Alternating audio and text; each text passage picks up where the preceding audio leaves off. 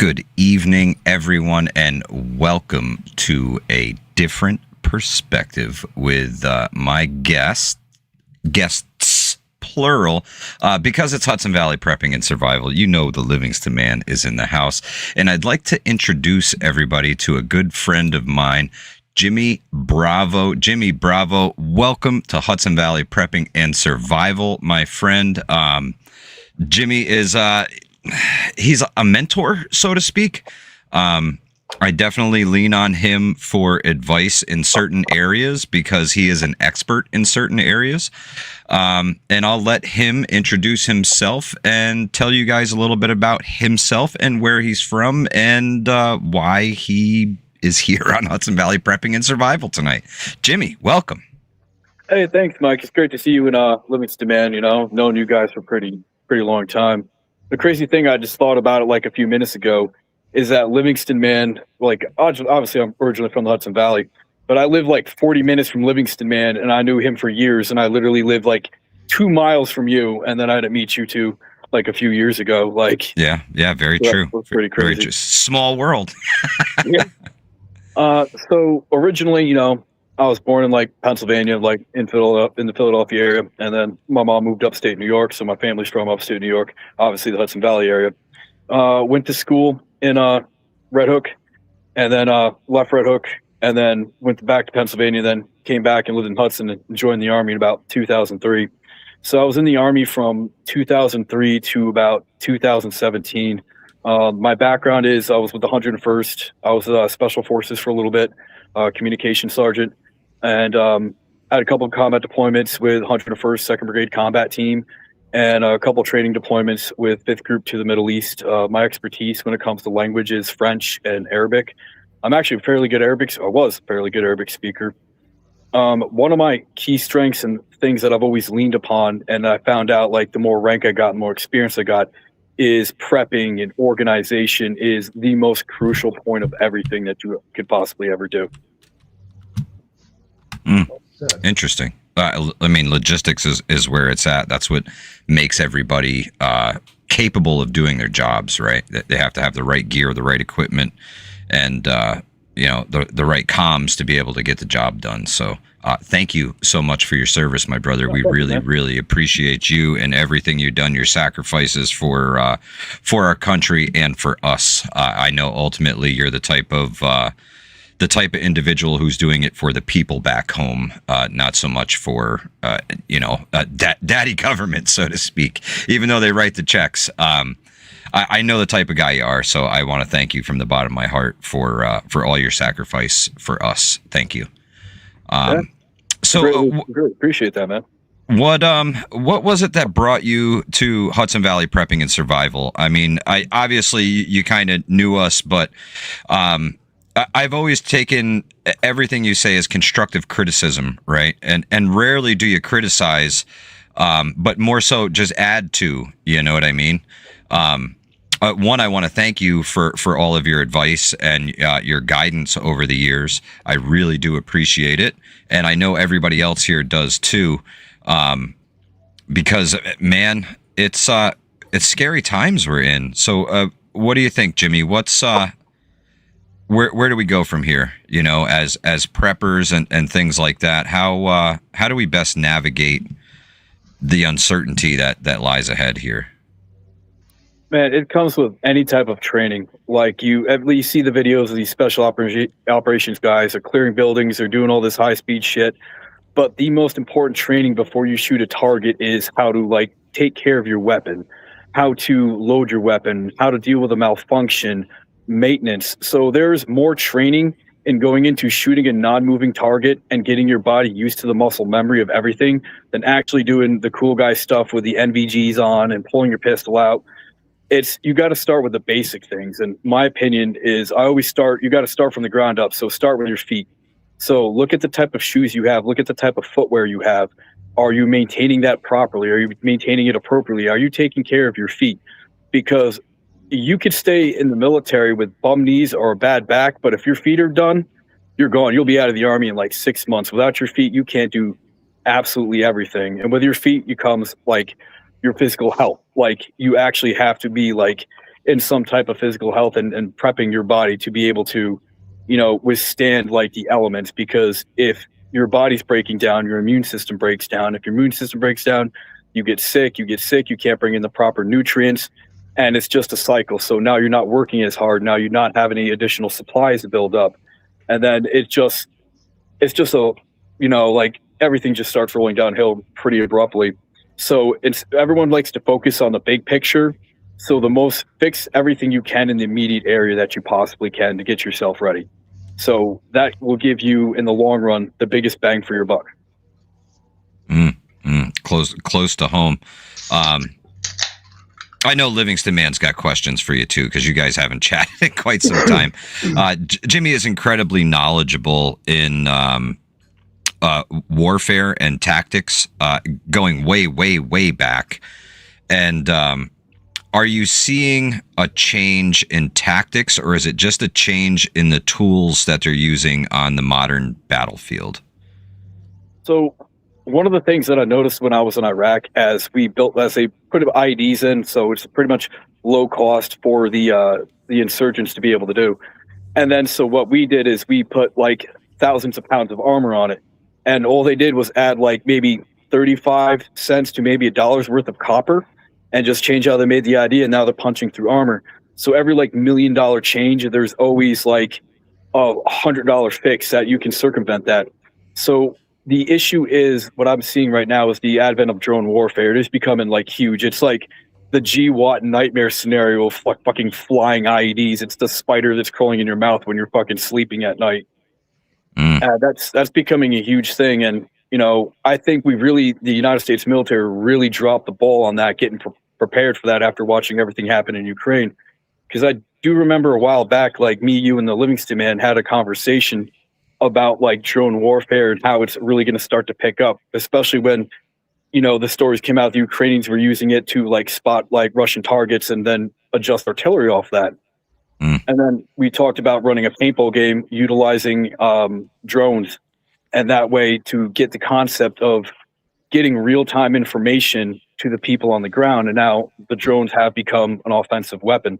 So it's at the same time, like you still got to have guys on the ground to be able to move and take and hold ground and move the enemy position back. You got to keep them backpedaling. So it's just a combination of taking all this technology in, and then at the same time being able to circumvent it, because it's changing so rapidly right now. And then I think the United States military really dropped the ball on leading forward in this situation. Yeah, it seems, I watched the drones already evolve from, radio controlled drones to now they're fiber optic, because, they got the handle on the jammers, both sides, and they were just dropping these things out of the sky before they got to targets, and then they could disarm them and then reuse them for themselves, but now they're flying them via fiber optic cables. I don't know if everybody has seen some of the footage coming out of Ukraine of what some of these cities look like from the massive amount of fiber optic cables that blanket them. I'm talking a massive amount of fiber optic cables. It's literally changing the environment where these people are. It's like an unintended side effect of this kind of warfare. Like birds are learning how to make nests out of the shit. It's going to stick around forever. It's whatever fiber optic cable is, just glass fibers. So you can't exactly... There'll be an industry will form up about harvesting it and reusing it, or they'll figure out some like tactical to practical way to like reuse it, like for civilian purposes. You know what I mean? It's one of those things that like once you're like, okay, because jamming is pretty easy because everything operates at a certain like frequency, and you just slam that frequency with a lot of information. You just slam that frequency out and you just block it out. And then they went to the fiber optic cables, and it's something that it's a thought that occurred to me. And then you see pictures of it. It's absolutely unreal. It is an unreal, surreal freaking experience. So how that is like legitimately everywhere. It's almost unbelievable, man. It's wild to see it change so fast. how quick the pivot was. Initially, it was like almost instantaneous. Like, oh, they're jamming them, so let's just slap fiber optic cables on them and go. Where they get these 50-mile long fiber optic cables from, like that. But wild, man. It's really crazy to see the evolution of things. And how much harder it's going to be for the average person to try and stay out of sight of one of these things. With the thermal cameras and stuff they have on them nowadays, it's going to be really hard to be unseen anymore. We're seeing the surveillance state being put up around us, the whole Peter Thiel Planeteer thing. Do you think that that's going to play a role at some point here in America as far as enforcement is concerned with people and behavior? Because it really seems to me like it's kind of going that way. Almost the George Orwell's 84 on steroids, right? Like they've got a handle on everything, and they're just they're watching from every angle. Do you just unplug to get away from it? You know what I mean? Can you get away from it? You're going to be seen somewhere, right? I mean, yeah. I mean, how many apps, if you think that you download, that you have to already ask permission for to access your camera, access your microphone, and then also the people next to you that are using it? You can't even, I've been going to the gym for years, and it's almost impossible not to go to the gym without having 8 or 9 fucking people filming their workouts for no reason. You go to Walmart, and I can't tap my card at Walmart, but they have advanced biometric data, looking me in the face the entire time I'm at Walmart just trying to buy 8 or 9 fucking things. I'm sorry for the language. Let it rip. Okay, it's good to go. So, it's almost going to be impossible. There's a philosopher, Jeremy Bentham, from the 1700s, right? He has a philosophy of hedonism. As long as you do something and it doesn't hurt anyone, it's good. So the greater good thing. So he designed a prison called the Panopticon, where you could limit the amount of guards based upon where you position the jailers. So it'd be central portion, and everything's in an octagonal shape. So we have subconsciously made a digital panopticon. It's almost impossible to avoid, because some way, shape, or form, someone has access to some type of technology that is geolocated. And if you're viewed, heard, or seen, look at the data recognition when you you take someone's photo, and then you can run it through Google, or you can run it through AI.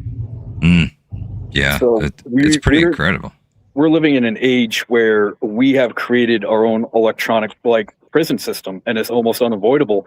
And the thing is, though, a lot of people will be against it until one side comes into power, and that's the color they identify, whether it be red or fucking blue, and be like, well, we got to have all this technology because we got to be on the lookout for, the MAGA people and see what they're up to, because they're this ism word. Or, if it's the MAGA people in charge, it's we got to watch out for the Antifa type and the extreme far left. So it's just a matter of time. It's not like people will fight against it. One side will beg for it. Yeah, that's a point that the Livingston Man often makes, is that the pendulum often swings further back the other direction after you give it a little push. And I think you're 100% right, Livingston Man, on that point. I really do. And we've seen it, right? We've seen it time and time again. Well, I guess we could call it a whiplash effect. Everything kind of swings one way, and then everybody gets mad and disillusioned, bored even of current just existence. And so they push in a more radical opposite to try to cope away the previous bad experience that was had. So this time we're going to do, it's classic coping mechanism, really. And we just keep swinging back and forth in this fashion rather than settle on kind of a universal path. It's always got to be this, we tried it, but it wasn't real, so we're going to do it. I hate it. Forever. It is. Yeah. It is. But oftentimes when that pendulum gets to the other side, it cuts a little bit deeper. Right. The thing about those is they're coming down a notch every swing, and going a little further every swing until they get to the bottom. And then by that time they've sawn all the way through you. So it's like a court case, because once you swing so far and it makes that little cut, you establish a precedent. And then what doesn't get used for the precedent, it keeps on going. And one thing that I always harken back to is a conversation I had with Livingston Man. I want to say like several decades ago, and there were several people talking about politics. And, the Livingston Man being the Livingston Man, just cut in. He goes, you do realize that you can only go so far one way before you're on the exact same side. It's the horseshoe effect. Like, you're literally the same exact person as that other person. Yeah. Yeah, 100%, man. I think we've seen that kind of. We've seen the rhetoric and the vocabulary is different, but the definitions of it are all the same. Everyone's it's synonymous for that, but it's not taken that way. But it's like the same thing. It's just somebody busted out a thesaurus and decided to use different words for the same word, but it's different, but it's not. But nobody gets that. Yeah, it's as long as like once the shoe's on the other foot, they have the same argument as the people who put that shoe on, and it's impossible to fucking reach those people. Like you know me, I used to argue with people paragraph length. I would take apart their entire argument, tell every logic fallacy that they had, how their argument was incorrect, and then it legitimately got to the point where it's just like, what the fuck am I doing with my sanity? Like, you are not realizing any of this. Like, you will never realize what you're fucking doing. Yeah.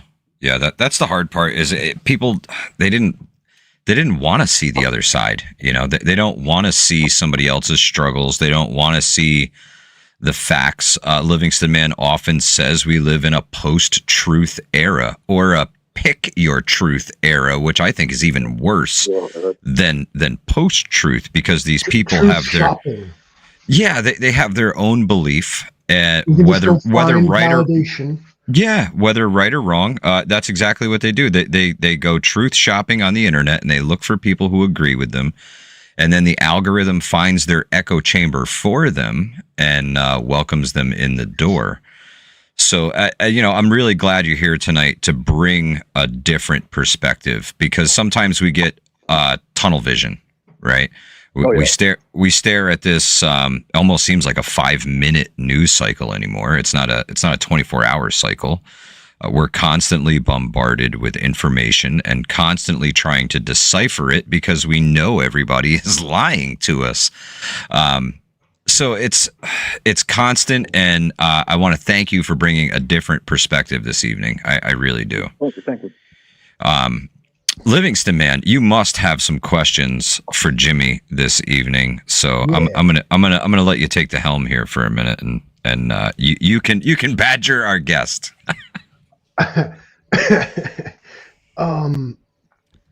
First of all, Bradford and I have Bravo when I have known each other forever, since practically like out of high school. And actually, we're family. He's a Livingston too, believe it or not. Yeah. Cousins and shit like that. He's one of them Claremont motherfuckers, but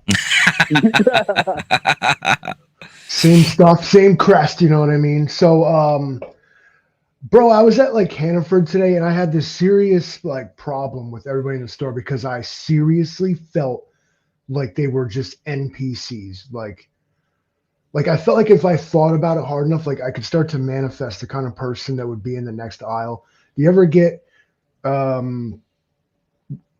we feel like we're in a simulation? Like when they set off that CERN reactor, like it's different now? Oh yeah. Like the first time I heard that theory, I read into it for about like 3 minutes, and I like turned my phone off and I got quiet and I sat there and stared at my wall for a few minutes, and I'm like, because everything just seems just slightly off. You know, everything's just slightly off. Like you look at the people who run for president and the things they've said and the ideas that come forward and the just the bullshit that one side will just, large groups of people will just choke down. We live in an era where we have access to so much fucking information at your fingertips, and we are more ignorant than we've ever fucking been before, ever. Yeah, it's sad. It really is. It really is. Like all the answers are there, but they're buried behind paywalls anymore. That's what we've found is the answers are buried behind paywalls. And then if the truth you're looking for, like, it doesn't fucking matter because you're the only one who's going to believe it. Do you see? Yeah. Like, Yeah. it's not that they erased the truth. They just made the truth so personal that there isn't one. There's everybody's. It's gone. There is no such thing. It's irrelevant. It's So- the same people that talk about science and, the science of this, and then you look at the methodology and be like, I actually read that book you're talking about, and I've taken those classes, and I'm like, that's not what the book says, but you say to follow the science. Be like, oh, well, you can't blah, blah. It's like, that's not my truth. And it's like, no, that's not the truth at all. You're just you just want to hear your own personal bias, like echoed back to you. Yeah, reverberating. Exactly. Reverberated back to you. Yeah. Yeah, they literally go out seeking validation and don't stop until they find it. Right. It's like a dopamine hit, right? So people aren't. It's like drug seeking behavior, right? Why do people seek drugs? Is because when they take drugs, it allows the neurochemical dopamine to spike in their brain. And so what these people are doing in validation, external validation, is a huge form of dopamine, because that's it's one of the ways you can get dopamine. And these people are just almost addicted to it. It's like why we have so many different social media platforms and how people post almost religiously, and their whole life is based upon that. Now they're doing studies where prolonged exposure to social media has led to severe mental health issues, man. There's a lot of teenagers are in mental health facilities, and even middle school and elementary school, because of issues they've had with like social media, because they're out there trying to chase that dopamine. And the adults know better because they want to be validated. So it doesn't matter the truth. It doesn't matter the consequences. They want that dopamine. Why do you think we're here? Look at all these fancy microphones. Well, hey, you should probably turn the other one on. You definitely sounding a little tin canny, Livingston man. I'll show you a tin can. He's gonna fix the tin can right now.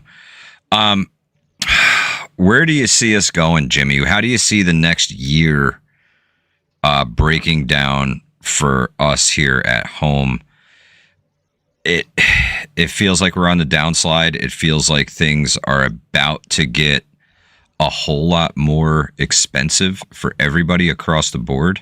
So I'm wondering how we cope. Right. I had the thought today and the notion today that very shortly people are going to start making the decisions that I don't need to pay that bill. I need to put gas in the car, and then it's going to be, then it's going to be the next bill, and then the next bill, and then, default on the car loan, default on the credit card payments. I mean, you're not going to pay the credit cards first. You're going to pay the car, the house, the lights, and the groceries and the gas. You're going to stick to your needs at that point. And I feel like within the next year, we're going to see either a partial or a full collapse of the system personally, but definitely want to hear your perspective. Well, to come off the way the system is set up, it's unsustainable. Like, it is completely unsustainable. If you look at starting from like the big picture, let's say the stock market currently right now, like we're at a level of productivity that is like almost unimaginable, but none of that is coming back down to the producers of absolute everything else. I'm not trying to take some kind of like grab my hammer and sickle and start calling everyone comrade type of thing. But the module of progressive growth for when it comes to companies is absolutely unsustainable, because then they keep cutting corners and they raise prices here and there, and then that trickles down to the actual consumers themselves. And now, if you look at what's happening in Iran with the shutdown of the Strait of Hormuz and the raising of gas prices, that just raises the price of everything else.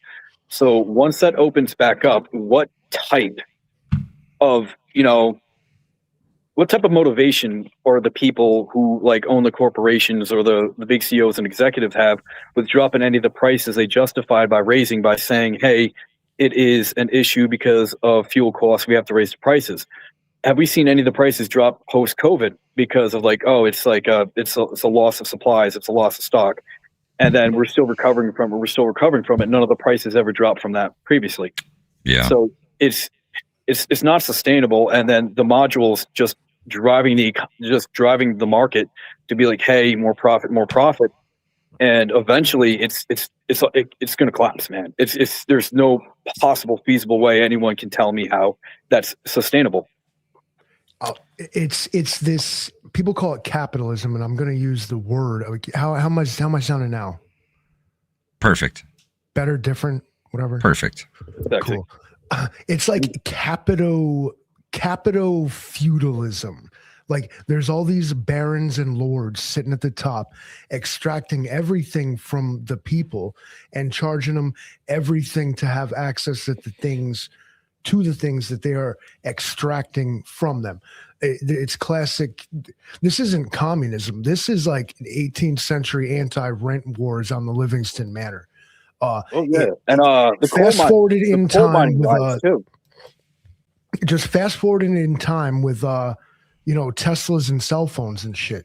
But it's the same system of exploitation that allegedly illusionary disappeared and was legislated out. No, it wasn't. It was simply replaced with different language, and different people got to take the reins and hold court and lordship over all of us peasants down here. It's still the same thing. You still owe the Lord your rent or your taxes.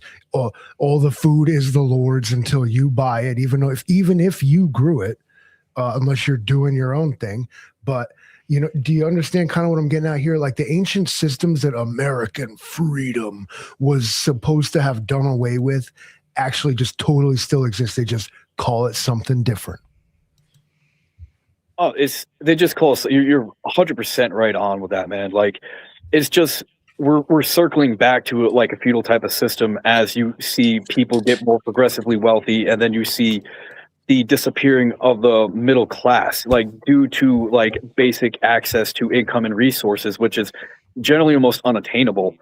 Like I'm a nursing student, and without the GI Bill, it would be impossible to work and go to nursing school because it requires just so much time. But another reference to something that you made me think about was the coal miners back in the day. The coal companies that ran the coal mine, the workers would have to rent their shanty from the coal company. Then they would go to the coal company store to buy stuff, and they ran the prices, they ran the weights, they ran the measurements.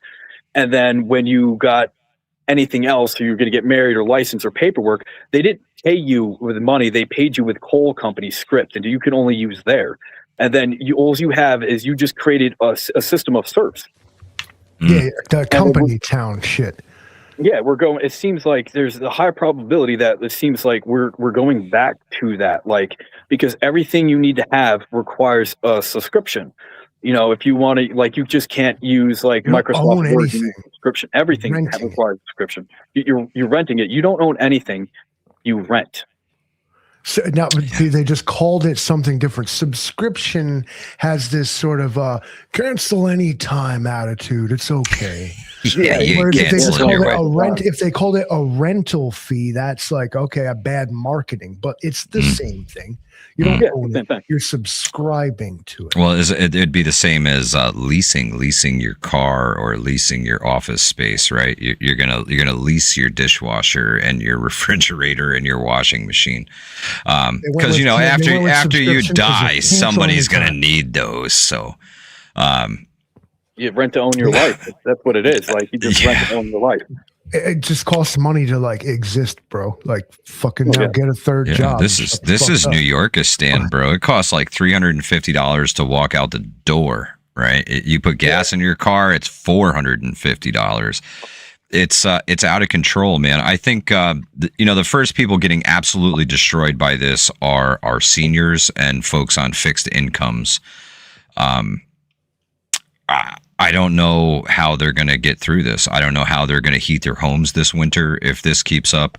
I don't know how they're going to put food on the table. The cost of energy is literally taking food off of their plates, right?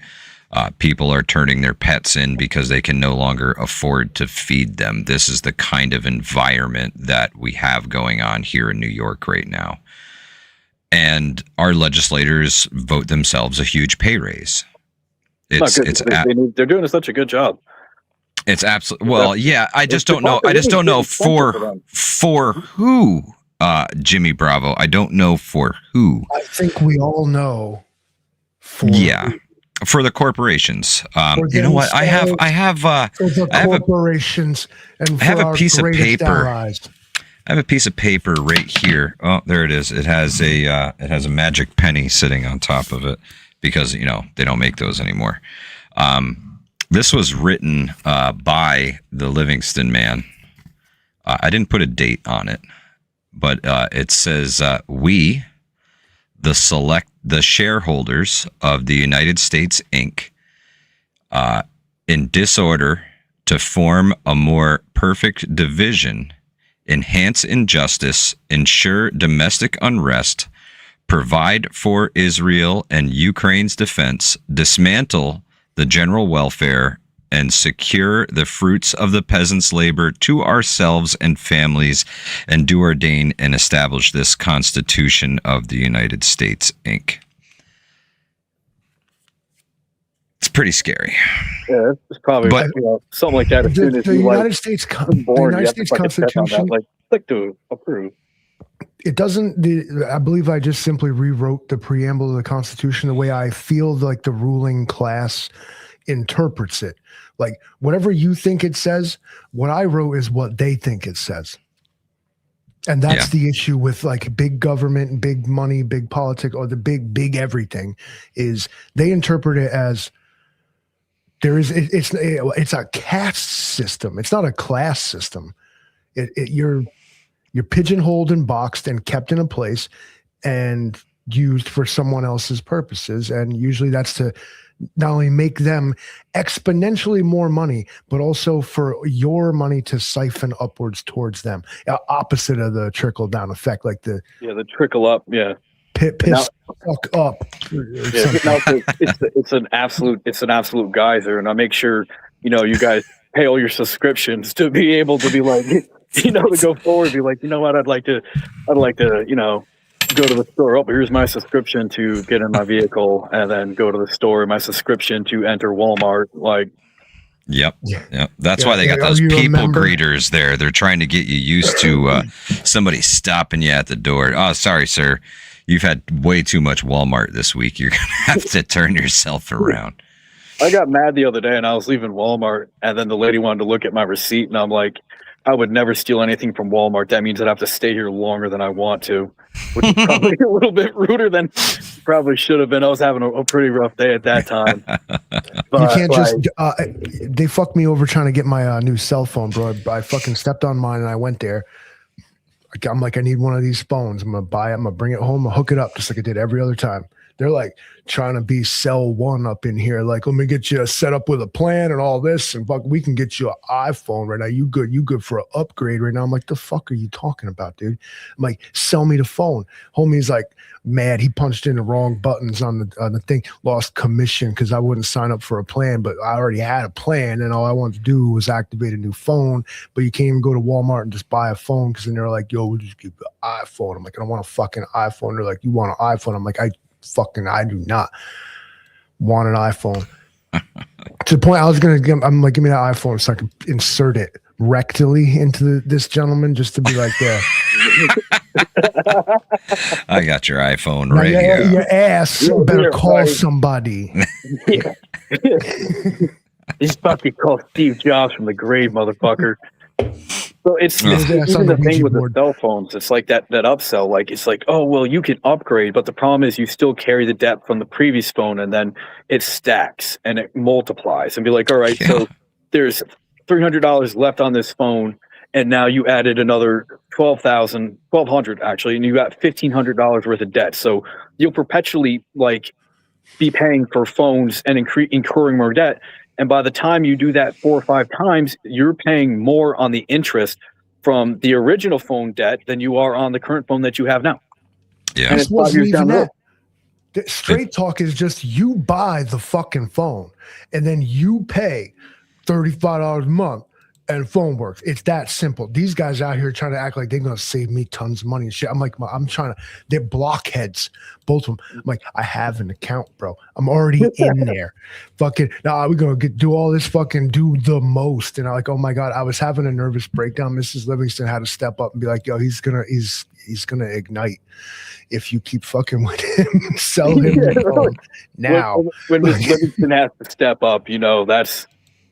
Stuff's going awry right there because Miss Livingston. Until Miss Livingston loses her temper, then all hell is to pay.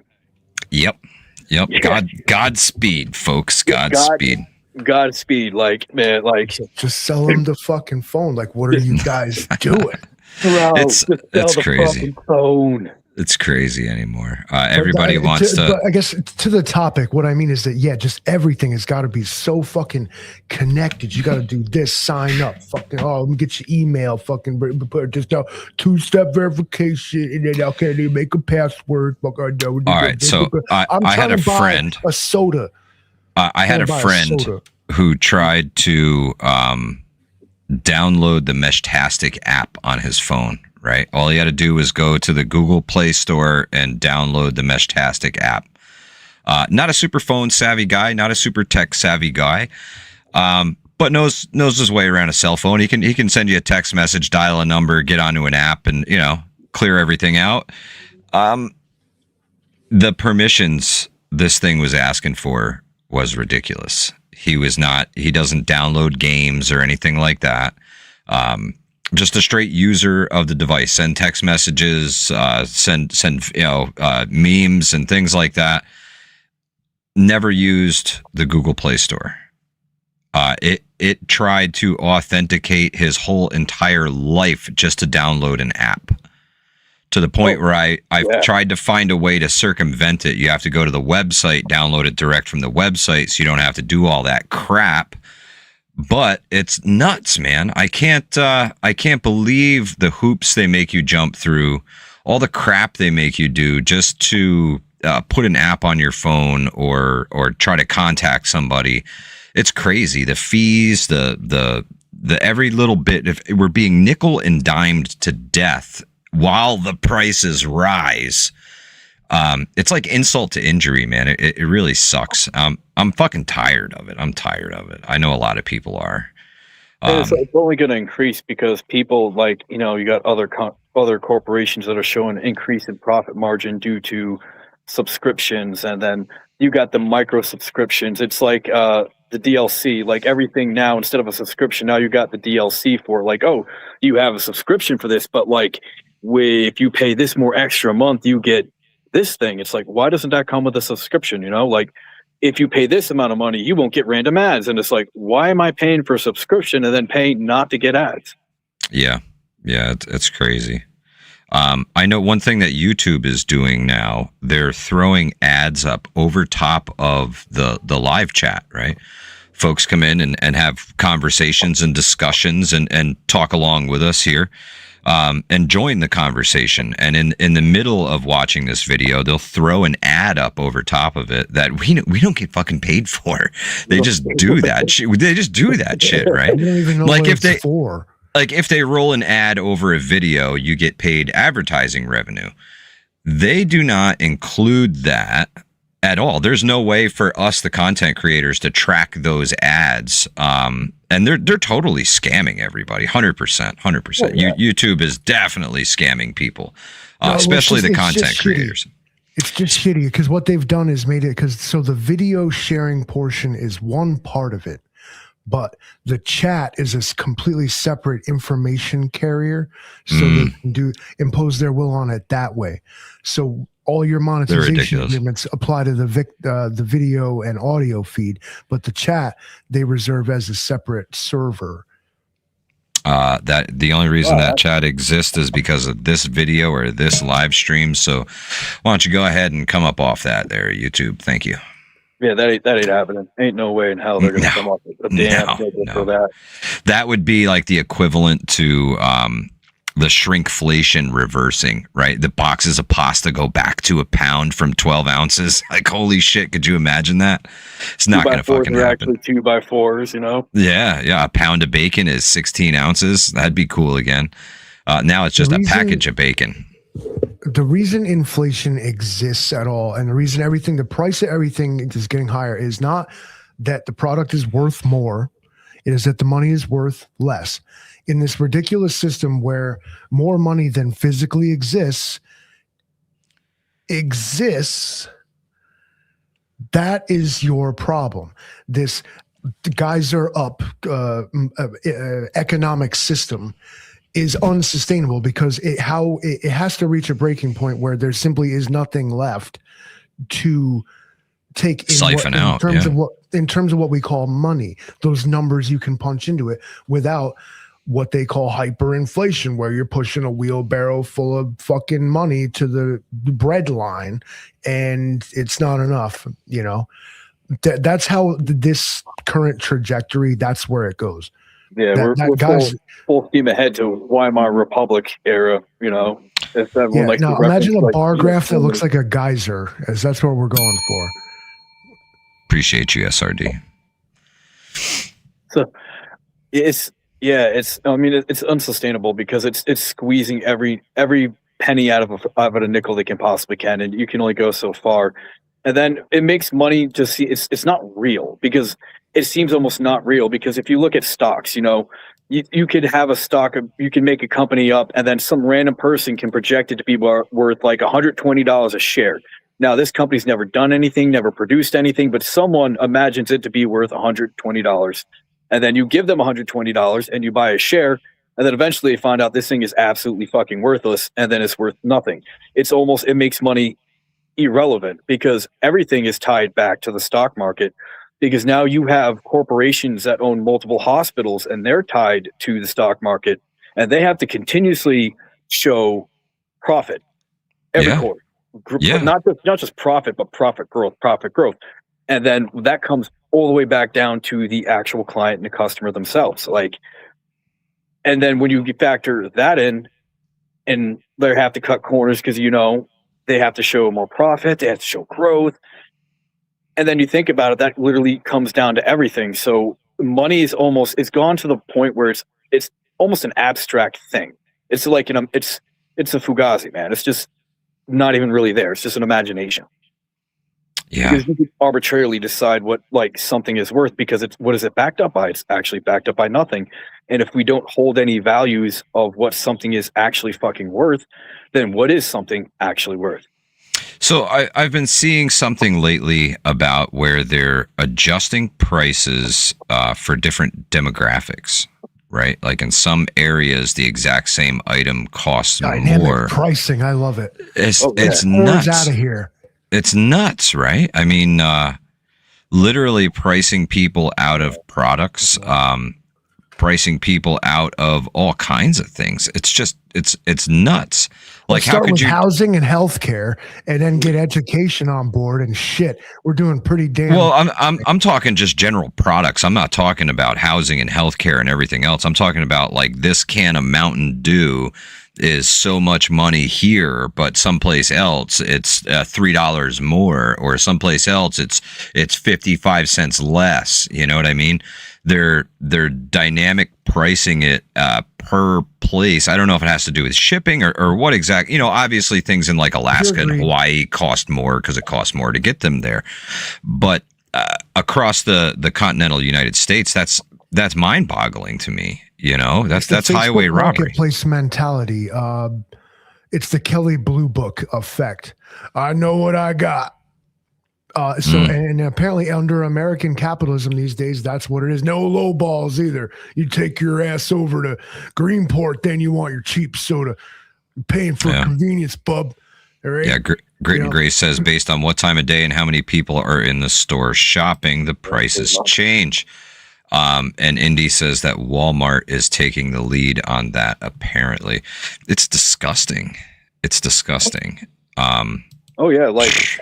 I live in the South, man, right now. So, like, you can triangulate your position based upon Walmart and a Waffle House. And then every Walmart has different. Almost every Walmart has different prices for things. The one in Kentucky for certain things is slightly cheaper. Like eggs are like 20 cents cheaper, or this is like 30 cents cheaper, or this is $1 cheaper. It's goddamn 7 miles down the road from the other Walmart in Tennessee. I'm certain they use some kind of like absolute like crazy metrics. Like they have like real-time tickers with that turn out like statistics, like science you wouldn't fucking believe. And so and can make that work. All of the stores have Wi-Fi, right? I think once all the price stickers that we used to have turn into digital stickers, they will change the moment you walk up to them. Right. I think that's where all of this is going, is the Wi-Fi in the store literally tracks you through the store. Right. It can tell what you're in front of, what you're looking at, and adjust the price to you accordingly. I don't know if this is necessarily a bad thing, because for folks on fixed incomes, you could actually adjust the prices down to their affordability level. Right. I think that's something positive that could come out of something like this, instead of, just looking at the negatives, like they're going to drive up everybody's cost. If I had to pay a little bit more to make sure that grandma and grandpa have food, that's something I, as an American, would be willing to do. Right. And I know many others would as well. But as an American, as long up as grandma and getting the fucking deal out of your little, see, here's the problem, is we cannot have the government in control of it, because we know what happens when the government controls something. It's corrupted and it's not transparent, and the money fucking disappears. So this would have to be a private entity that would run this, government, not for profit, right? Like this. Yes. They would have to run it privately for it to even have a chance, I think. Jimmy, what do you think? So like a social equity system based upon, like, let's say some person's handicap and or ability to like acquire finances. Let's say like people in fixed incomes. So it's like revamping welfare. You just use the but on a modern social credit. On a modern scale, social currency, and an social credit. Yeah, if you're real good, you get like extra ones. You get privileges. Yeah. You've been really nice, and you've been trying to take down systematic fucking misogyny. For the past 5 posts on Facebook. You've been here a long time. You get like pension points, like just added like to your life subscription. Like you get that for free because you've been here. You're a legacy customer of the life subscription. Life Incorporated. I like where this conversation's heading. I mean, what you're talking about, like, it definitely has merit, but the problem is that requires a lot of people that have like character and virtue. And then there's those qualities are few and far between, like, nowadays. I mean, like, I don't want to poke fingers at like the boomer generation, even though they're the ones heading into the fixed income. It was all about them, and they set up a system where they benefited greatly from. And now our generation, we're sitting here shit out of luck. Like, what do they tell us every day in school? Because we're all relatively about the same age, plus or minus a few months, is college, go to college. And now college has responded by making multiple different types of degrees that aren't really worth anything. Yeah. Because they really don't apply to anything. It became a product they were selling you, not a path toward anything higher. They were just profiting off of like your naivety. Yeah. And not yours personally. I mean, ours essentially, like whichever pronoun. And the future, man, the future right now, there's a lot of kids in school right now for good jobs that are about to be replaced by AI or robotics, right? Automation. A lot of jobs are about to get the boot to that. The future is murky at best, right? I mean, murky at best. If the AI and robotics continues on its trajectory, we've got like 2 to 3 years, and I'll jump out a tree like Rambo with the knife like on the fucking stick. I'll kill a robot lawnmower that get out the tree. Armor's vulnerable from the top. Okay. Oh man, like, it's when you go down to the AI replacing people, and that's where like the conversation comes from, like a a pretty much like an earned income just for living in the country, because it's almost, if you look at where AI is going and where technology is going, it just makes the most amount of sense from a business perspective. And you got someone who's sitting there as a finance major, and he just crunches numbers, and those people generally, in my experience, from my opinion, is they don't really see the humanity of a situation. They just see numbers on a spreadsheet. And like, all right, well, if we get rid of all these people, we don't have to pay pensions, we don't have to pay sick time leave, and then we can increase profit and productivity. And it'll just continuously go from there. It's almost unstoppable in a way, unless the entire system collapses and we're back to living in the forest speaking mud and rock language, which I wouldn't I wouldn't be opposed to. Like, if I could go back and be half naked, painted blue, worshiping trees and eating mushrooms and praying to like the Spear Force, I'd fucking do that in a heartbeat. Yeah, it sounds relaxing compared to this digital bullshit we're like accustomed to now. Like, oh yeah. Just worship the cow. Like, you got fucking wagon festivals and shit. Like, oh, we got cows and wagons, bro. Like, out here worshiping the trees. Like, yeah, like, it seems like just easier, like just stress-free life. It does feel life like expectancy even better, because apparently what I found out is I'm here for a fucking long time, not a good time. Apparently, back then I would have been a fucking old man back in the Germanic times, but now I'm just a middle-aged American who has a guitar fetish. Everybody's de-evolution is on the menu, is what it feels like. Oh yeah. I have been preaching saying out loud that we need to start the underground markets and barter networks and things like that now to get kind of ahead of the curve. I was thinking more like food and things like that, like an underground farmers market, something that's away from the society. Everybody talks about the mark of the beast system or the blockchain or whatever it is that comes next financially, right? And how a lot of people aren't going to accept it. Well, if you're not going to accept it, then you have to have an alternative. So what is anybody doing to figure out an alternative? And I haven't heard a fucking peep from anybody aside from myself, who keeps saying we need to start the underground barter markets and networks now. And I kind of did. it on the Facebook Marketplace. There's a Hudson Valley Prepping and Survival online yard sale page. A lot of stuff on there, and people post all the time. Not always necessarily preparedness stuff, but some preparedness individuals trying to raise some money for more preps as well. So I can see both sides of the coin. And if you can save some coin and go there and have a better life because you got something for less money, all the better, man.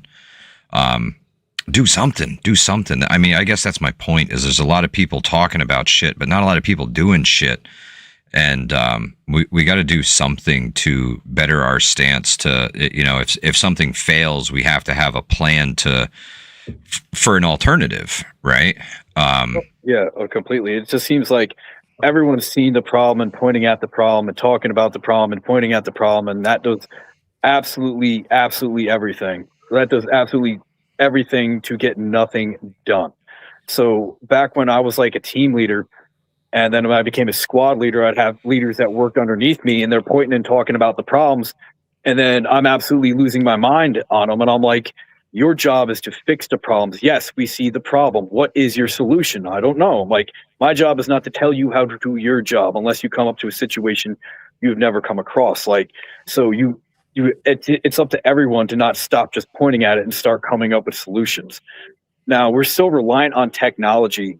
That what happens if we lose the technology? We lose this information. We lose the information how to do basic things, manufacture basic things, even make a button or sew clothes or something like that. Like, we've lost a lot of finite skills that without the current system that we have, we're screwed, because what are we going to be able to do? We'd have a huge learning curve going back up. I mean, there's a lot of theories that like civilizations have existed for like a lot longer than we previously thought, and there was extinction level events. Let's say like massive famine that comes in, or like the Ice Age came in, and that now like There's we had to nuclear go war back and to aliens, dude. You don't have to sugarcoat it around here. Fucking all that ancient aliens is exactly what the fuck happened, and I don't care who thinks otherwise.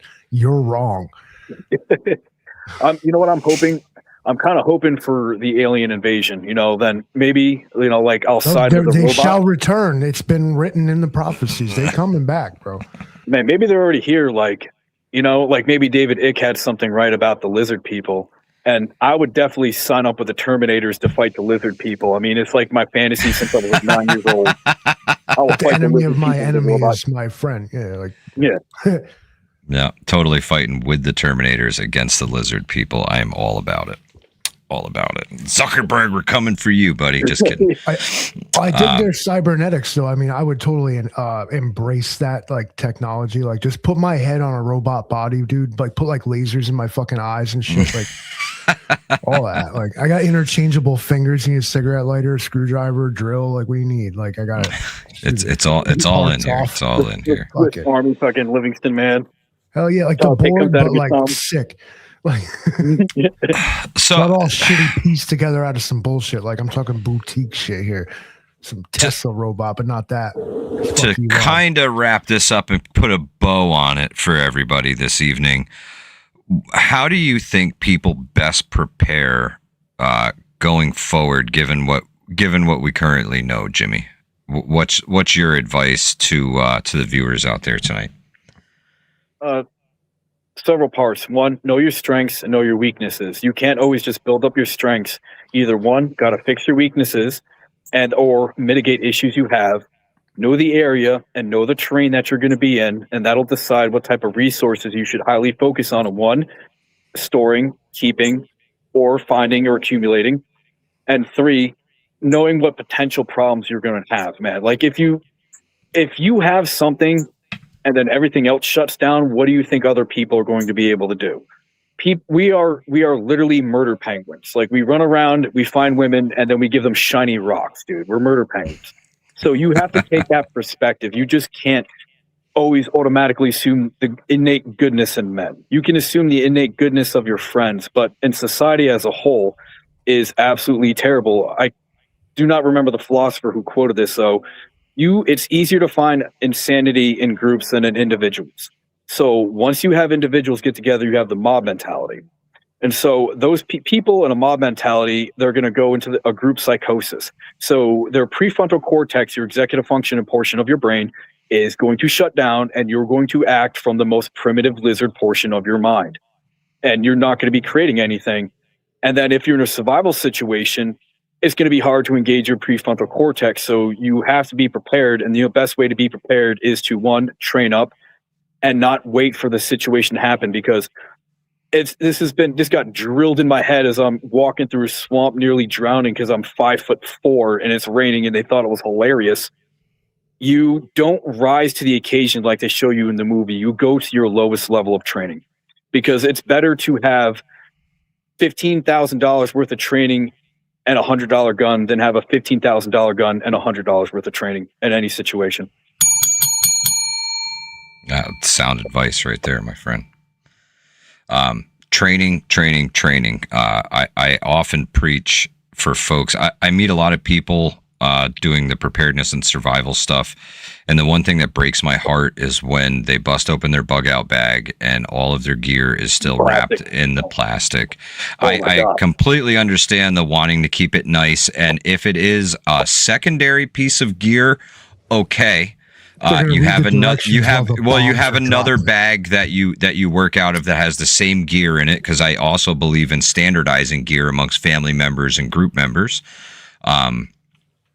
So I get it, but please take your survival gear out of its package and use it. Know how to use it. You're going to bet your life on this gear. You better know it inside out and in the dark, right? In the dark, I think, is a good one. You better know how to use it, set it up, everything without lights at night. Because someday that might be important. I'm sorry, Jimmy? And water. You have to have water that you can be able to purify immediately, water you can purify like for the long term.